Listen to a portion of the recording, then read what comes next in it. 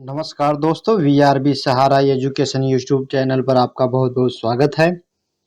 दोस्तों, आज हम लोग प्रमुख व्यक्तियों के उपनाम के बारे में जानते हैं। ठीक है, तो आगे देखते हैं।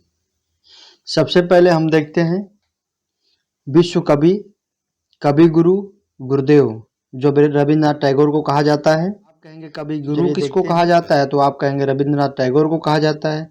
गुरुदेव किसको कहा जाता है, तो आप कहेंगे रविन्द्रनाथ टैगोर को कहा जाता है। ठीक है, तो आगे देखते हैं। कवि गुरु रविन्द्रनाथ टैगोर को गुरुदेव के नाम से भी जाना जाता है। विश्व विख्यात महाकाव्य गीतांजलि की रचना के लिए उन्हें 1913 में साहित्य के लिए नोबेल पुरस्कार से सम्मानित किया गया था। आगे देखते हैं। राष्ट्रकवि, जो राष्ट्रकवि मैथिली शरण गुप्त को कहा जाता है। मैथिली शरण गुप्त हिंदी के प्रसिद्ध राष्ट्रकवि कहे जाते हैं। सन 1936 में इन्हें कवि कौन से काकी में अभिनंदन ग्रंथ भेंट किया गया था।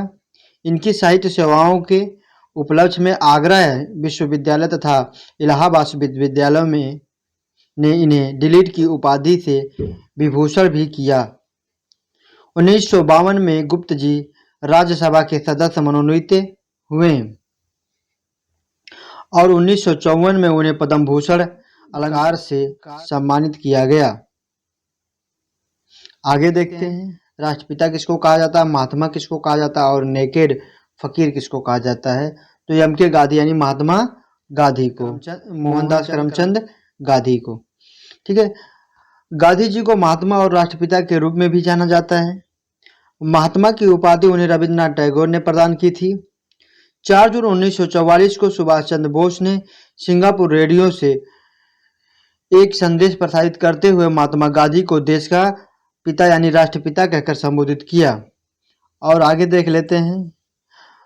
फ्रैंक मारिस ने, कौन? फ्रैंक मारिस ने कहा था, इनको क्या कहा था? इनको कहा था एक अधरंगा फकीर कहा था। ठीक है, क्या कहा था? अधरंगा फकीर कहा था। ठीक, आगे देखते हैं। यानी कि बाल गंगाधर तिलक को देख लेते हैं। बाल गंगाधर तिलक भारतीय स्वतंत्रता संग्राम के पहले लोकप्रिय नेता थे। 1996 से 97 ईस्वी में इन्होंने संपूर्ण महाराष्ट्र में कर न देने का आंदोलन चलाया। इसी दौरान जनता ने इन्हें लोकमान्य की उपाधि दी। इनका प्रसिद्ध कथन है, स्वराज मेरा जन्मसिद्ध अधिकार है और मैं इसे लेकर रहूंगा। ठीक है,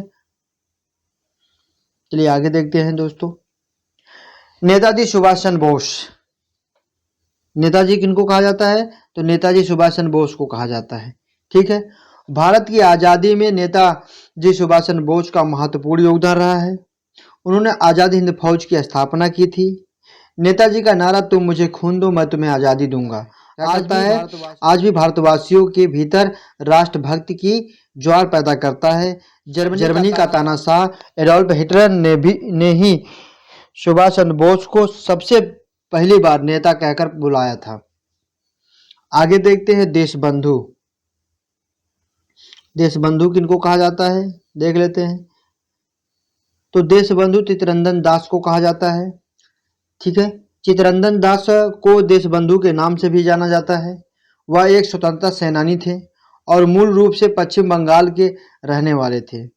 चित्तरंजन दास को देशबंधु की उपाधि उस समय मिली जब उन्होंने स्वतंत्रता संघर्ष के चलते वकालत अपनी सारी संपत्ति मेडिकल कॉलेज और स्त्रियों के अस्पताल को दान में दी। उनके इस अमूल्य त्याग के लिए उन्हें देशबंधु कहा जाने लगा। ठीक है, आगे देखते हैं। भारत की कोकिला, भारत कोकिला किसको कहा जाता है? सरोजिनी नायडू को कहा जाता है भारत कोकिला। सरोजिनी नायडू को भारत कोकिला या नाइटिंगेल ऑफ इंडिया के रूप में भी जाना जाता है, क्योंकि उनकी कविताएं कल्पना और भावनाओं से भरपूर है। वह एक कवित्री, वक्ता और स्वतंत्रता सेनानी, समानता की योद्धा और प्राकृतिक प्रेमी थी। आगे देखते हैं। राजा जी किसको कहा जाता है? तो चक्रवर्ती गोपालाचारी को राजा जी का नाम से जाना जाता है। राजा जी चक्रवर्ती राजगोपालाचारी भारत के वकील, लेखक और राजनीतिज्ञ और दार्शनिक थे। वे राजा जी नाम से भी जाने जाते हैं। वे स्वतंत्र भारत के द्वितीय गवर्नर जनरल और प्रथम भारतीय गवर्नर जनरल थे। 10 अप्रैल 1952 से 13 अप्रैल 1954 तक वे क्या थे, मद्रास के मुख्यमंत्री रहे। ठीक है, आगे देखते हैं। लोकनायक, लोकनायक की उपाधि। जयप्रकाश नारायण स्वतंत्रता सेनानी और राजनेता थे। उन्हें 1970 में इंदिरा गांधी के विरुद्ध विपक्ष व नेतृत्व करने के लिए जाना जाता है। इंदिरा गांधी को पदच्युत करने के लिए उन्होंने संपूर्ण क्रांति नामक आंदोलन चलाया। वे समाज सेवक थे जिन्हें लोकनायक के नाम से भी जाना जाता है। 1998 में उन्हें मरणोपरांत भारत रत्न, किससे, मरणोपरांत 1998 भारत रत्न से सम्मानित किया गया। ठीक, आगे देखते हैं प्रमुख व्यक्तियों के उपनाम। चाचा जवाहरलाल नेहरू। ठीक है, चाचा किनको कहा जाता है, तो जवाहरलाल नेहरू जी को। 14 नवंबर 1989 को उत्तर प्रदेश के इलाहाबाद में जन्मे पंडित जवाहरलाल नेहरू को बच्चों के खास लगाव था और बच्चे उन्हें चाचा नेहरू कहकर पुकारते थे। ठीक, आगे देखते हैं शांति पुरुष किनको कहा जाता है। शांति पुरुष, तो शांति पुरुष लाल बहादुर शास्त्री जी को कहा जाता है। शांति पुरुष उपनाम से लाल बहादुर शास्त्री को जाना जाता है। उन्हें शांति पुरुष यानी मैन ऑफ पीस की उपाधि उनके द्वारा दिए गए शांति प्रयासों के चलते ही दी गई। लाल बहादुर शास्त्री भारत के दूसरे प्रधानमंत्री थे तथा उन्होंने 9 जून 1964 से 11 जनवरी 1966 तक भारत के प्रधानमंत्री के रूप में देश की सेवा की। आगे देखते हैं पंजाब केसरी लाला लाजपत राय। ठीक है, तो लाला लाजपत राय यानी जिनको पंजाब केसरी या शेरे पंजाब के नाम से यानी उपाधि से भी जाना जाता है। तो लाला लाजपत राय भारतीय स्वतंत्रता आंदोलन में लड़ने वाले स्वतंत्रता सेनानियों में से एक थे। उनका जन्म वर्ष 1865 में भारत में हुआ था और उन्हें प्यार से पंजाब केसरी कहा जाता था, जिनका शाब्दिक अर्थ है पंजाब का शेर कहा जाता है। जब भी वो बोलते थे तो उनकी आवाज, यानी कहा जाता है कि जब भी वो बोलते थे तो उनकी आवाज शेर के जैसे गूंजती थी। आगे देख लेते हैं भारत का शेक्सपियर की उपाधि किसको दी गई है। तो भारत की शेक्सपियर की उपाधि महाकवि कालिदास जी को दी गई। भारत के शेक्सपियर के नाम से लोकप्रिय है। वह एक संस्कृत के प्रतिष्ठित लेखक थे।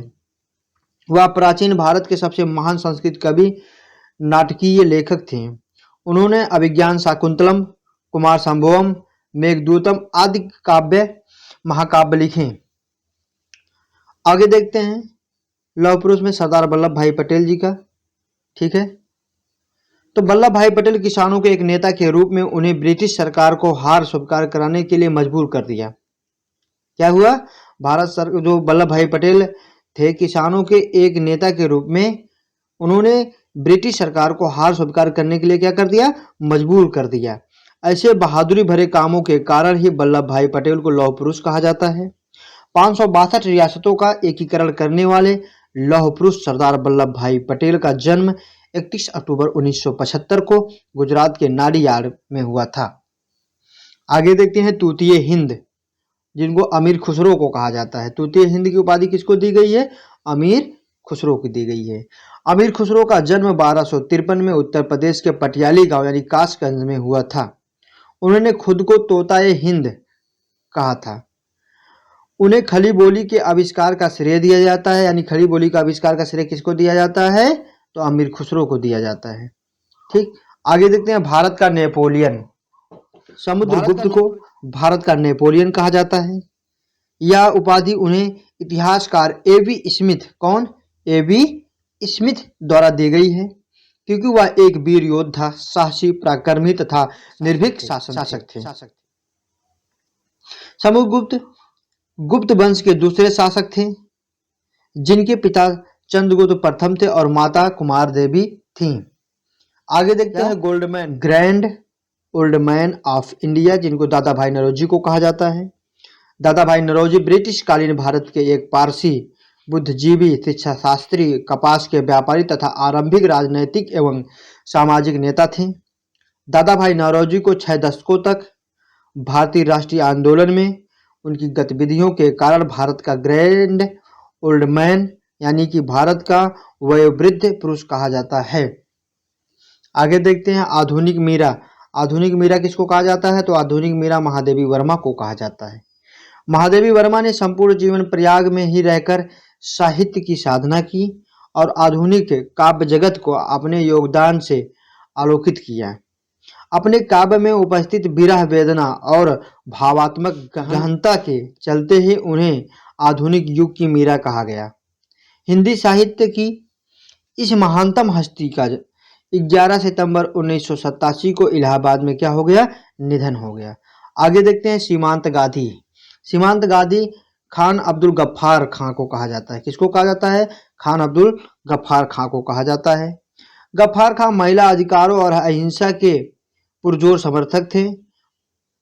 उन्हें एक ऐसे समाज से भी घोर सम्मान और प्रतिष्ठा मिली जो अपने लड़ाकू प्रवृत्ति के लिए जाना जाता था।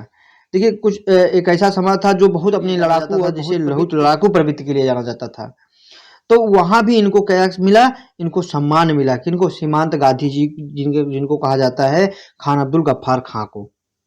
ठीक है, उन्होंने ताउम्र अहिंसा में अपना विश्वास कायम रखा। उनके इस सिद्धांतों के कारण भारत में उन्हें फ्रंटियर गांधी या सीमांत गांधी के नाम से भी पुकारा जाता है। आगे देखते हैं हॉकी के जादूगर। हॉकी के जादूगर आप लोग सभी लोग जानते होंगे किनको कहा जाता है? तो मेजर ध्यानचंद जी को कहा जाता है। ध्यानचंद जी हॉकी के सर्वश्रेष्ठ खिलाड़ी थे। वे हॉकी स्टिक और बॉल के साथ इस तरह खेलते थे मानो कोई करिश्मा है, इसलिए इन्हें हॉकी का जादूगर कहा जाता है। आगे देखते हैं little master. Little master Sunil Gavaskar को कहा जाता है। लिटिल मास्टर के नाम से मशहूर सुनील गावस्कर ने 7 मार्च 1987 को टेस्ट क्रिकेट में 10,000 रन का रिकॉर्ड बनाया था। वह यह उपलब्धि हासिल करने वाले दुनिया के पहले क्रिकेटर बने थे। आगे देखते हैं भारतीय पुनर्जागरण के जनक, जिनको राजा राम मोहन राय कहा जाता है। ठीक है, भारतीय पुनर्जागरण के जनक किसको कहा जाता है? तो राजा राम मोहन राय को कहा जाता है। राजा राम मोहन राय को भारतीय पुनर्जागरण के अग्रदूत और समाज सुधारक के रूप में जानते हैं। सती प्रथा व बाल विवाह समेत पारंपरिक हिंदू धर्म और संस्कृति को अनेक रूढ़िवादियों यानी रूढ़ियों के उन्मूलन, महिलाओं के उत्थान और पारिवारिक संपत्ति व विरासत में अधिकार के लिए उन्होंने संभव प्रयत्न किए। क्या हुआ कि राजा राम मोहन राय को हम भारतीय पुनर्जागरण के अग्रदूत और समाज सुधारक के रूप में जानते हैं।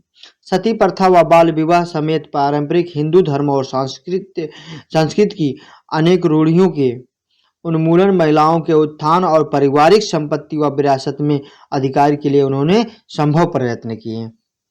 आगे देखते हैं शहीद आजम सरकार भगत सिंह। आजम एक अरबी भाषा का शब्द है। इसका अर्थ होता है कि सबसे बड़ा, महान या सबका सरताज। अर्थात शहीद आजम का अर्थ है कि शहीदों का सरताज। जैसे कि शहीद आजम भगत सिंह को कहा जाता है। भगत सिंह मार्क्स के विचारों से काफी प्रभावित थे।